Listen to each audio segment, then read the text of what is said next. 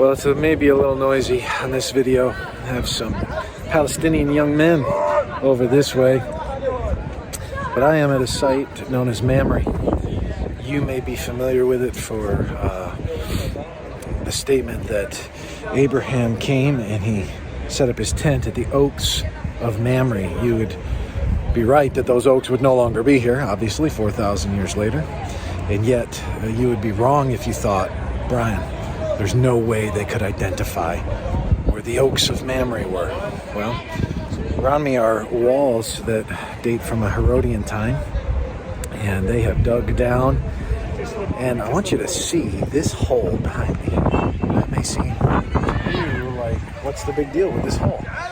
That hole is actually the identification of where a tree would have been. And in this location here in Mamre, which is well attested to historically, well attested to because we have Herodian walls around us. You have a site where there's a visiting church up on the hill.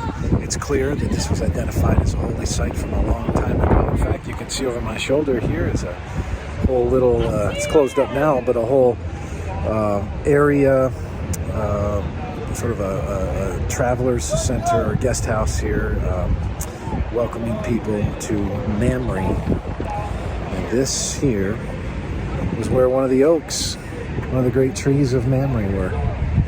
So we know this is where Abraham was, right here in Mamre, the oaks of Mamre, where he set up his tent and stayed.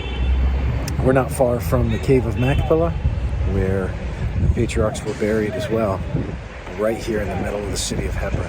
Fascinating stuff. Look at that. Identification of the oak of Mamre. I just hardly can believe that. May the Lord bless you today.